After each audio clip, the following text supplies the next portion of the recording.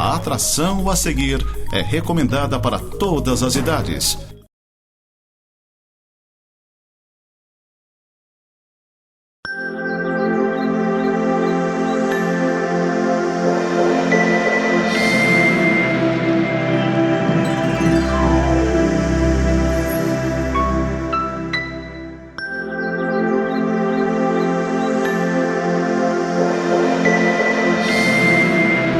A graça e a paz do nosso Senhor Jesus, queridos telespectadores, sejam bem-vindos a mais um programa Semeando para a Vida Eterna, programa da Igreja Presbiteriana de Lages, que fica ali na rua Coronel Fausto de Souza, 353, no centro.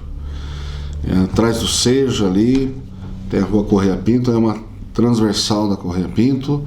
Então você é o nosso convidado.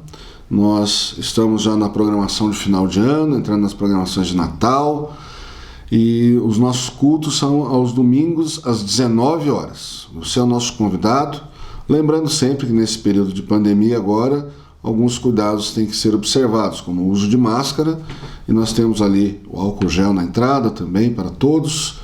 Você pode também assistir e acompanhar os nossos cultos pelas nossas redes sociais. Agora nós estamos utilizando mais o Facebook, então entra ali no Facebook, no endereço Igreja Presbiteriana de Lages. Então domingo, 19 horas, a gente transmite o culto ao vivo. Depois ele fica ali na nossa página, se você quiser rever, acompanhar. Então nós temos nesse final de ano somente essa programação agora, nosso culto, nossa celebração no domingo, 19 horas. Nós vamos ao recado dos nossos patrocinadores agora. Clínica Médica e Odontológica Vida Nossa. Situada no centro de Lages, conta com a especialista em ultrassonografia, doutora Vanessa Gerber, nos atendimentos de ultrassom geral, músculo esquelético, obstétrico e Doppler. E também com atendimento odontológico com o Dr. Fernando Gerber, nos serviços de cirurgia, estética, prevenção, clínica geral e implantes. Clínica Vida Nossa, Rua Correia Pinto, número 638, Centro, em frente à Praça da Estátua do Correia Pinto. Muito bem, queridos, nós estamos então aí já no período de Natal. Nós tivemos aí nas 2 últimas semanas, então, os nossos queridos parceiros, nossos colaboradores, nossos amigos ali, que são liderança da igreja também, trouxeram a palavra para você, o presbítero Fernando Gerber, o reverendo Paulo Bonelli. Então, esses nossos queridos irmãos são a liderança da nossa igreja e estão também nos ajudando aí a pastorear a igreja, pela graça de Deus. Temos ali também o nosso querido presbítero Leandro Vieira, que é o nosso ministro de louvor. Se Deus quiser, traremos também aqui, se conseguimos um espaço na agenda dele, que é muito puxado, né? Temos o nosso querido Walter Weichel, também muito conhecido na cidade. Então esses nossos queridos irmãos presbíteros estão nos ajudando na liderança da Igreja Presbiteriana de Lages. Nós louvamos a Deus, né? Como vocês puderam observar, são extremamente capacitados também para trazer a palavra de Deus, uma palavra de conforto, uma palavra de aprendizado também na palavra de Deus, né? Então nós vamos prosseguir com o tema Natal, né? Nós viemos aí nos últimos tempos com o tema dos Salmos. Os Salmos, nós vimos que os Salmos nos ensinam a orar, mas também contam histórias, contam experiências, né, dos salmistas, Deus usando a vida desses homens em várias circunstâncias, em circunstâncias de tristeza, de pecado, de angústia. E também nós vimos e aplicamos a palavra de Deus, fizemos uma leitura no Novo Testamento e olhamos principalmente para a vida de Jesus, nos momentos da vida de Jesus em que aparecem o uso dos salmos, né? No Getsêmani, no deserto, quando foi tentado, né? Esses 2 momentos ele foi tentado pelo inimigo ali no deserto e no Getsêmani. Também na questão do ensino de Jesus, né?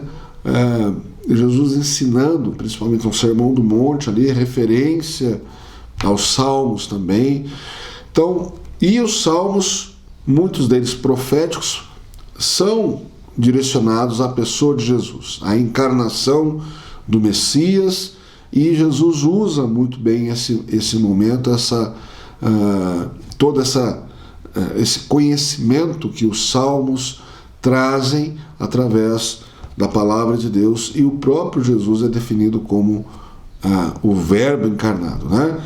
Então, o que é o Natal? O Natal, muita gente aí tem uma formação cristã, mas muitos ainda não entendem direito qual é o papel do Natal, como que o Natal se celebra corretamente, né? E, infelizmente, também, às vezes, a religião, ela não entende a cultura, e há um choque da cultura com a religião. Então nós precisamos observar diante da palavra de Deus que a proclamação do Natal é a proclamação do Deus encarnado, o Emmanuel, o Deus conosco, o nascimento de Jesus Cristo. Obviamente você vai ter aí, né, algumas discussões com relação a datas, a eventos que não aconteceram, que aconteceram perto disso, né? Tivemos aí algumas polêmicas, até com o Papa falando que o presépio não tinha bicho, se tinha bicho. O que a gente precisa entender é que no diálogo com a cultura, quando nós transmitimos o Evangelho, a mensagem principal é Jesus, não é o boi, não é a ovelha, não é o Papai Noel, mas isso tudo pode fazer parte desse momento? Pode fazer parte desse momento. Nós precisamos ter sabedoria e inteligência para que a mensagem não se perca, né? E hoje eu vou continuar aqui na linha de pensamento do reverendo Paulo Bonelli, trazendo o texto de Isaías, no capítulo 9, versículos 6 e 7, e ele leu na mensagem que iniciou o tema do Natal, né, na mensagem da semana passada, dizendo: Isaías, capítulo 9, versículos 6 e 7, diz assim: porque um menino nos nasceu, um filho se nos deu, o governo está sobre seus ombros, e o seu nome será Maravilhoso Conselheiro, Deus Forte, Pai da Eternidade, Príncipe da Paz. Para que se aumente o seu governo e venha a paz sem fim sobre o trono de Davi e sobre o seu reino, para o estabelecer e o firmar mediante o juízo e a justiça, desde agora e para sempre. O zelo do Senhor dos Exércitos fará isso. Então, lembrando aqui da história de Isaías, do profeta Isaías, né? Ele viveu 800 anos antes de Jesus nascer. Então, essa palavra é uma palavra profética. Deus inspirou, soprou essa palavra para o profeta Isaías, ele registrou, escreveu, e isso se cumpriu no nascimento de Jesus, o nascimento desse Deus forte, desse Pai da Eternidade, desse maravilhoso conselheiro, desse príncipe da paz. Estava sobre os ombros de Jesus todos esses predicados, não é? Então, tudo isso faz com que nós, na leitura da palavra de Deus, na leitura da Bíblia, consigamos identificar Deus agindo na história e cumprindo a sua palavra. A palavra que ele revelou lá no Antigo Testamento se cumpre no Novo Testamento, e a gente consegue entender a história assim. Isso é a revelação do Evangelho, do Deus revelado em Israel, como cantamos, né? E algumas vezes isso se torna, né, uma mensagem tão maravilhosa que, quando nós entendemos e nós nos convertemos a Deus, né, a palavra conversão quer dizer isso, né, nós nos voltamos a Deus, paramos de ir pelo caminho da perdição que nós estávamos e voltamos a Deus, que Ele nos iluminou com a palavra dEle, com o Espírito Santo dEle, e essa iluminação nos trouxe de volta ao caminho que leva à salvação, ao Filho de Deus, que é o Senhor Jesus. Agora, essa mensagem, essa revelação do Evangelho, como o apóstolo Paulo diz, né, que a mensagem do Evangelho, ele não se envergonha da mensagem do Evangelho, porque é o poder de Deus para a salvação de todo aquele que está perdido, ela muitas vezes ela é desviada o foco por questões periféricas, né? Por exemplo, a gente tem muito embate que essa mensagem ela se perde no Natal por causa da figura de Papai Noel, né? E a figura do Papai Noel é uma figura emblemática, porque ela representa o comércio, representa a compra de presentes, mas é uma forma que eu vejo que é uma pena a gente tratar esse tema desse jeito. Por exemplo, a gente tem um autor muito conhecido, de um livro muito conhecido, virou filme, virou nas telonas, né? As Crônicas de Nárnia. Nós temos C.S. Lewis, que trata do tema a pregação do Evangelho de uma forma muito inteligente. Ele é um filósofo cristão, tá? Lá nas décadas de 30, 40, né? E ele traz aí as suas narrativas, ele inventa, né? Usa a imaginação e cria um mundo fictício, um mundo de Nárnia, né?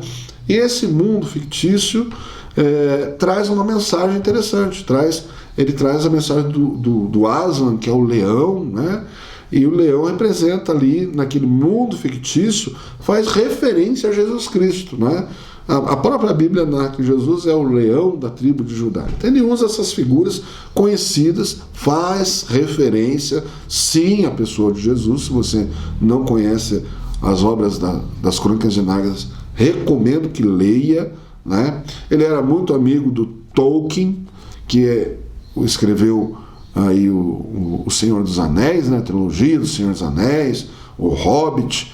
Aliás, Tolkien foi levado a Cristo, se converteu ao Evangelho através da pessoa de C.S. Lewis, né? Então, e também as obras do Tolkien fazem referência ao Evangelho, né? Se você não sabe, ali o Senhor dos Anéis também faz referência a essa luta entre as trevas e a luz, né? Só que usa essa imaginação, o imaginário, né, do conto de fadas, vamos dizer assim, tá?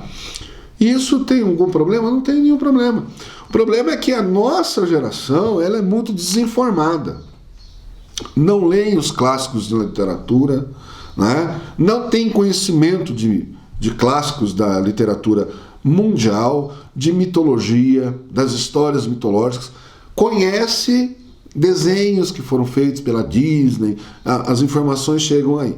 E aí acabam se criando histórias fantasiosas ao contrário, começam a criar conflitos com a cultura e o evangelho se perde nisso. E geralmente a culpa é dos próprios evangélicos, né? Começa a ver o demônio em tudo quanto é lugar, né? Menos aonde está, dentro da sua própria as suas próprias ações que mais favorecem a sua carne, como diz o apóstolo Paulo, né? A luta entre a carne e o sangue, qual que é? Os frutos do espírito e da carne, né? Daí você vê ali dissensão, facção, as obras da carne, né? Dissensão, facção, gritarias, iras, discórdias. E os frutos do espírito, bondade, benignidade, longanimidade. Então, você fazendo uma análise mais aprofundada disso, quando você observa esse tipo de desconstrução, né, da cultura, nós favorecemos a narrativa do inimigo.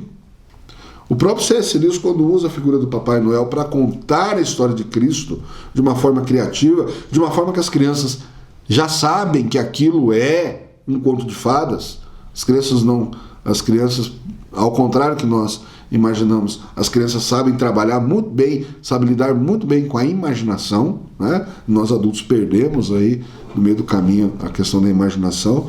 Ele conta ali nas Crônicas de Nárnia que Papai Noel ele faz parte de um cenário de volta de Cristo naquele mundo imaginário, tá? Se você não conhece a história das Crônicas de Nárnia, recomendo que leia ou assista o filme.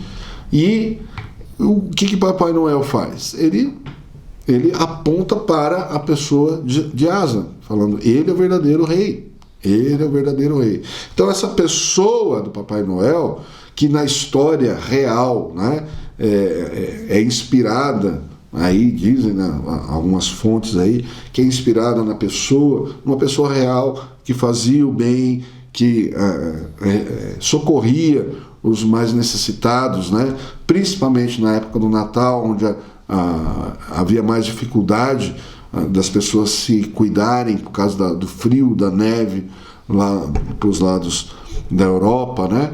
Então, essa história, baseada num personagem real, se inventou muitas coisas até diabólicas, demoníacas, com relação a isso. Mas, fora isso, quando a gente está falando de Natal, né, eu só estou usando o exemplo de C.S. Lewis, como ele, com inteligência, ele dialoga com a cultura, dialoga com o mundo, fazendo o mundo olhar para Cristo. É isso que a gente precisa fazer. O problema é que nós estamos usando o momento do Natal para jogar uma coisa contra a outra, né? Isso não é muito inteligente, isso não é o papel do cristianismo. O papel do cristianismo é proclamar as boas novas, não ficar apontando o erro, não ficar demonizando figuras que inspiram o bem, né? Então, o papel do cristianismo é proclamar as boas novas, o nascimento de Jesus. É isso que eu acho fantástico na obra de C.S. Lewis. Ele coloca a cultura apontando para Cristo. Então, essa pessoa, a pessoa de Cristo no mundo que nós vivemos, ela é uma pessoa que traz luz, não é? Quando a gente fala de Jesus, traz luz. E o texto do capítulo 9 de Isaías, ele é fantástico porque ele começa assim, exatamente. Mas para a terra que estava aflita, não continuará a obscuridade. Deus, nos primeiros tempos, tornou desprezível a terra de Zebulon e a terra de Naftali, mas nos últimos tornará glorioso o caminho do mar, além do Jordão, Galiléia dos gentios. Então, veja bem que esse texto começa dizendo que uma terra que estava aflita estava na escuridão, estava na obscuridade. Veja bem, o nascimento de Jesus traz luz para o nosso mundo. Ele ilumina, ele dissipa as trevas, dissipa os medos. E às vezes a gente está trabalhando justamente ao contrário, está querendo encobrir, colocar uma capa, ou obscurecer a pessoa, o momento de Natal, né? O momento do Cristo. A gente começa a contar histórias bizarras.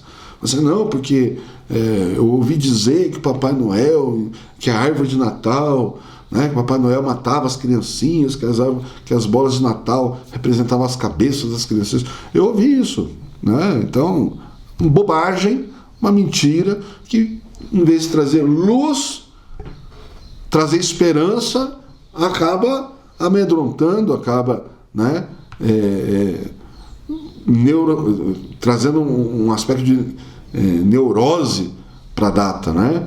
Nós já temos batalhas suficientes com o mundo para levar a mensagem do Evangelho. Estamos aí agora, né, nessa pandemia. Infelizmente, nós estamos realmente num período muito preocupante de uma transmissão que aumentou muito, de pessoas que estão lutando pela vida, estão internadas.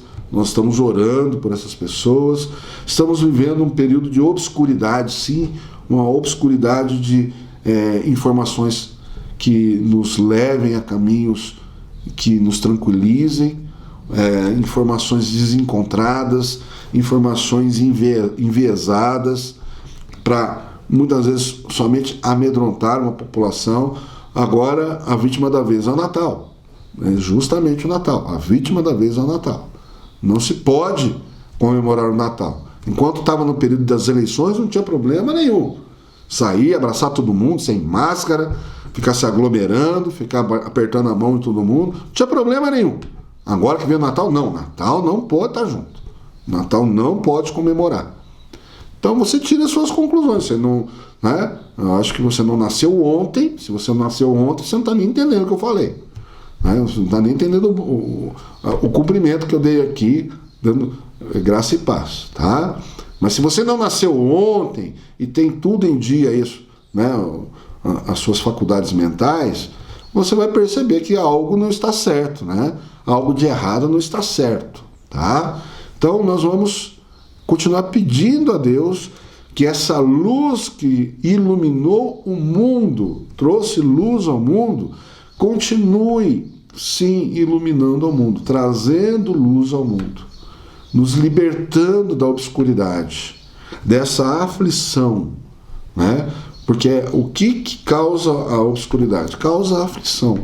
Mas em Jesus nós temos aqui a fé, né? A fé, ela não é uma fé cega, baseada só em convicções, em contos de fada. Não. A fé é que esse Deus que se tornou carne, ele encarnou e ele trouxe, sim, libertação. Trouxe, sim, cura. Trouxe, sim, não mais o medo da morte, mas encaramos a morte como mais um momento que nós vamos passar. E depois da morte, esse Cristo que encarnou, que nasceu no período de Natal, ele venceu a morte. E nós estaremos com ele e ele nos fará também ressuscitar de volta com todo o seu povo. É o que a palavra de Deus diz. É o que nos dá esperança. É aquilo que nós temos como informação. Então eu quero orar com você, quero trazer essa palavra para te trazer tranquilidade, trazer fé também. Não ficar procurando cabelo em ovo, brigando com figuras folclóricas que trazem inspiração do bem, né? Trazem inspiração do bem. Não precisa brigar com o Papai Noel. O Papai Noel está glorificando a Deus. Leia, né? Mais uma vez recomendo, assista o filme Nárnia, ou leia os seus livros, né? Os livros do C.S. Lewis. Está glorificando a Deus.